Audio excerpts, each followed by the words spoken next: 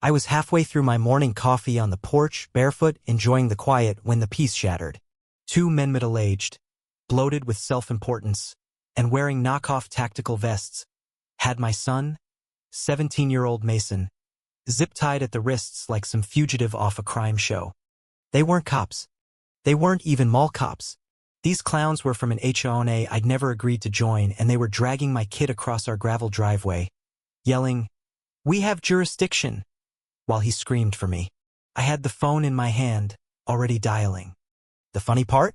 The sheriff they were about to deal with was Mason's dad. My husband, Sheriff Ben Rourke. This wasn't just about legal overreach anymore. It was about to get real personal.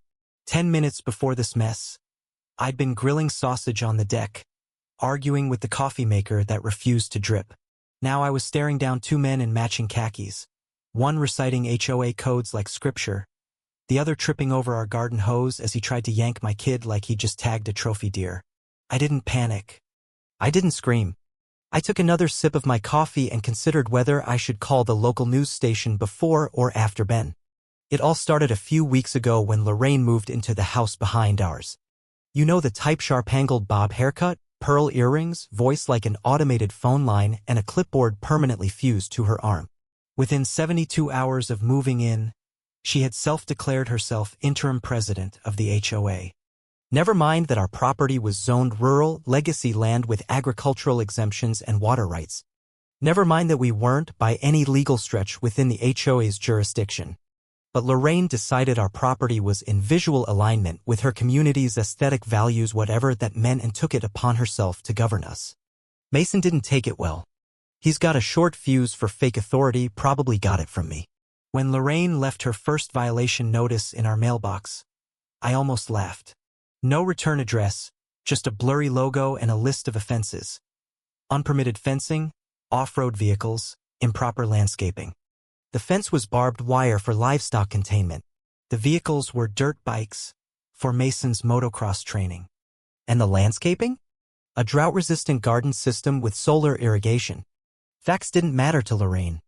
Control did. A week later, she marched up our driveway, uninvited, snapping photos of our equipment shed and yelling at Mason for riding an unauthorized off-road vehicle within city limits. Mason had been cruising at 2 miles per hour on a battery-powered pit bike while wearing a helmet. On our own property. He told her we weren't in city limits. Told her to back off before someone tripped over her own entitlement. I chuckled. Lorraine did not. She muttered about bylaws and community harmony as she stormed away. I assumed that would be the end of it. I was wrong. Letters started arriving daily. Then warning signs, trespass notices nailed into our fence posts. She even put up printed warnings at the edge of our land as if her little HOA charter extended past the neighborhood. Last night, Mason caught someone snooping near the shed. They bolted when the floodlight kicked on, but not before he snapped a blurry photo polo shirt, cargo shorts. Typical. Which brings us to this morning.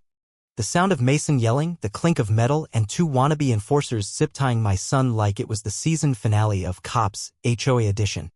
I stepped off the porch. "Let go of my son," I said. One of them turned, flashing a badge that said Community Enforcement Officer, printed on cheap office paper and laminated like a school project. I've seen grocery receipts with better security.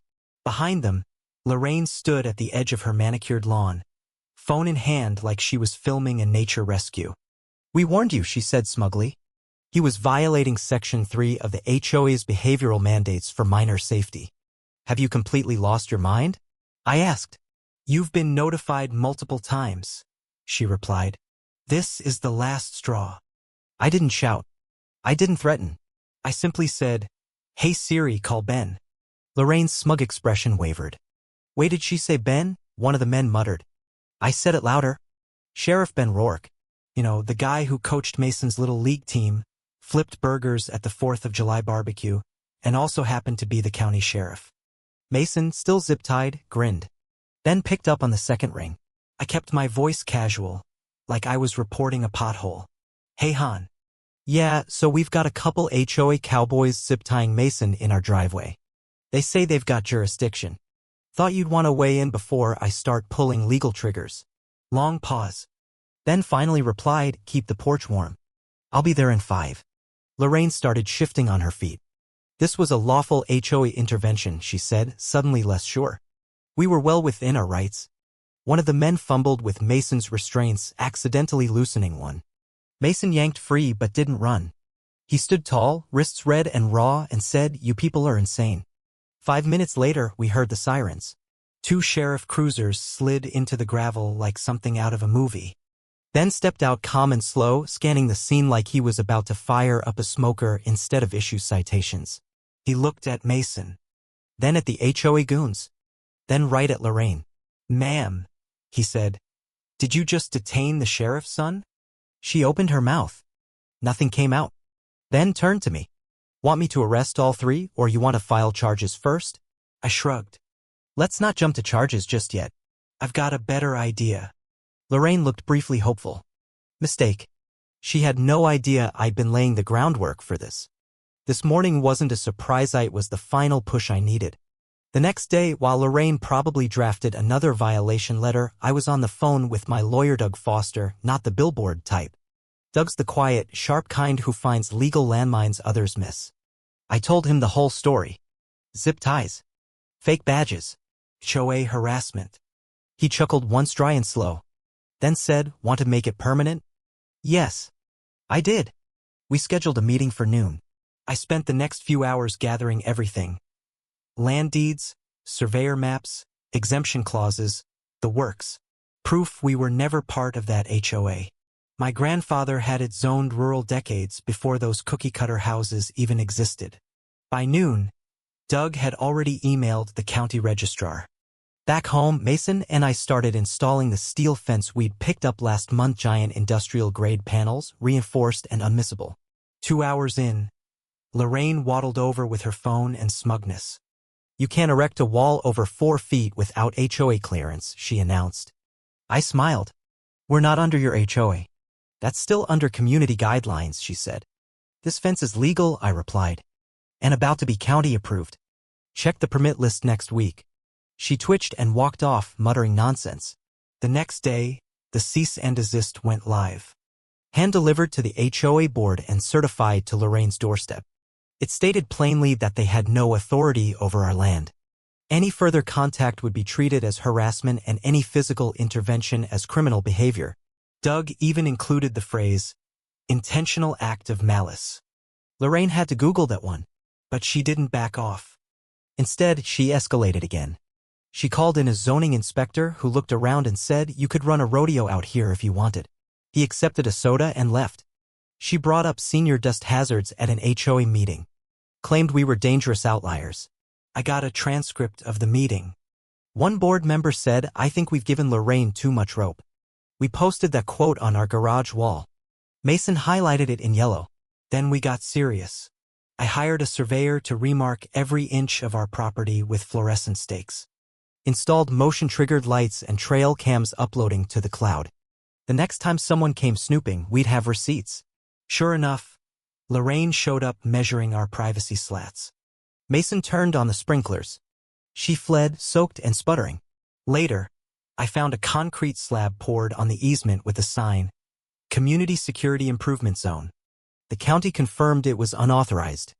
When asked about her permit, Lorraine said the board president said it was okay verbally. The look on the rep's face?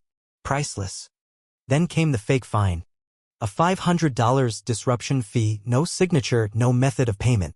My lawyer called it the worst attempt at intimidation I've seen. That's when I knew it was time to end this. Lorraine held a mandatory emergency HOA meeting. Accused us of undermining community values. We showed up early. Mason in a hoodie, arms crossed. Me calm and steady with a thick manila folder. When she started her speech, I stood up and walked to the front. I laid down the folder with a satisfying thump. Inside deeds, boundary maps, legal letters, video footage. I said, "This isn't about aesthetics. This is about your inability to understand limits." The room went quiet. The board voted. Nearly unanimous. Lorraine was suspended pending removal. The next day, a county crew jackhammered her concrete slab into dust. Mason asked, "What should we do with these old violation signs?" I grinned. "Let's use them for target practice." A week later, Lorraine's house went up for sale. The listing didn't mention her name, but everyone knew. No one cried. Mason kept riding. He got an interview for a motocross scholarship. And me? I finally installed a hammock out back just far enough behind the barn that no one could see me. Because sometimes the sweetest victories are the quiet ones.